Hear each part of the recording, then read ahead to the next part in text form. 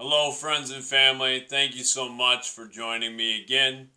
Today's entry is Rootbound. The last year has been a difficult time for many reasons. My heart goes out to all who have struggled in these uncertain times. I have been fortunate. As a teacher, my employment has not been interrupted. And when schools closed their doors and activities shut down last March, I enjoyed having so much unstructured time with my kids. We did a lot of academic work together. We played a lot of games. We watched a lot of movies. We grilled a lot of food. It was a good time. With us not running to our usual extracurricular activities or traveling as we generally like to do, I also signed up for a masterclass account.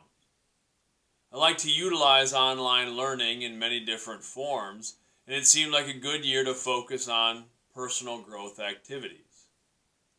For those unfamiliar, Masterclass is a website filled with courses taught by renowned experts in various fields. I hammered through many of the classes, alternating between courses related directly to my current endeavors and classes focused on areas I knew little about. I took several writing courses taught by acclaimed authors, but I also studied comedy and cooking, photography and filmmaking. I took Dr. Jane Goodall's class on conservation, RuPaul's class on self-expression, and many more. One course that really stuck with me was Ron Finley's masterclass on gardening. Ron Finley is known as the Gangsta Gardener. He works to establish green spaces in urban areas, and he promotes gardening in food deserts, places without convenient or affordable access to healthy foods. The class was fantastic. Ron has an infectious passion and deep knowledge of his field. Plus, he swears quite a bit, which is something I appreciate in a gardening class. Anytime the F word and kale can be used together in a sentence, I'm pretty much on board. I've become increasingly fascinated with plants over the last few years. This is in part due to my now 9-year-old daughter Claire's affinity for flowers and succulents and ferns of all sorts. But it also stems from ethical feelings related to food and conservation. Claire and I plan to start doing some proper gardening, and I picked up a lot of great practical advice from Ron's class. I also came away with a few broader thoughts about life. I find that to be true anytime I study a new subject or pursue a new endeavor, and one thing that stuck with me from Ron Finley's masterclass was the idea of being root-bound. When a plant outgrows a container, the roots get twisted and knotted. The densely wound roots strangle the plant and keep it from growing. Eventually, the plant withers and dies. The same is true of people. When we are confined, we stop growing. When we stop growing, we start dying. Some constraints are placed on us by outside forces. Others are self-imposed. We face many obstacles, but the most limiting, the most dire, is a closed mind. Our egos, our biases, our insecurities and fears are all limiting factors. Those things create barriers that stop us from growing. Our earliest views of the world are products of exposure. We believe what we're told to believe. Our roots start growing in the space given to us. That's not all bad. But if we never allow ourselves the space to grow beyond the conventions placed upon us, we risk being strangled by them. Allowing space for personal growth may involve a physical change of environment, but it's really about opening up our minds and our hearts. It's about removing the limits placed on us by others. It's removing the limits we place on ourselves. It's giving ourselves the space to grow. We cannot know our true potential until we eliminate our barriers.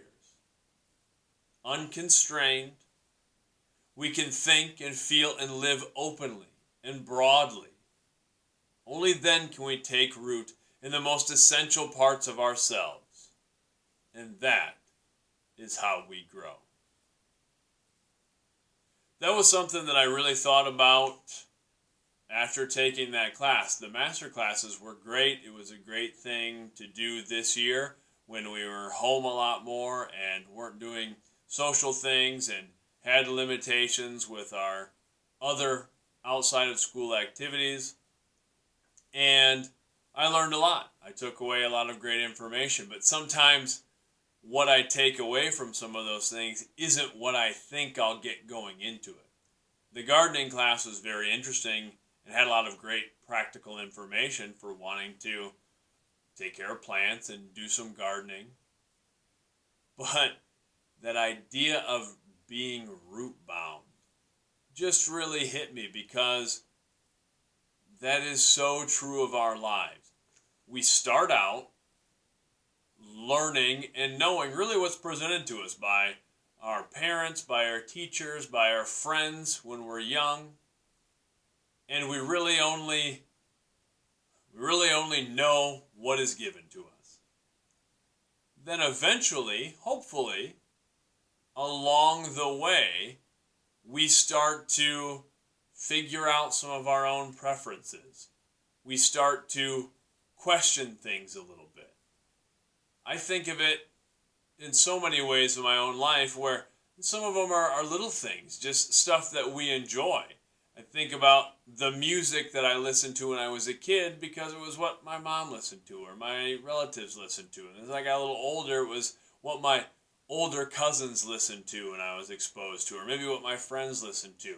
And then over time, I started finding other musicians where I'm like, whoa, this strikes a chord with me, or what is this? Or start finding musicians that influence other musicians and falling down those rabbit holes.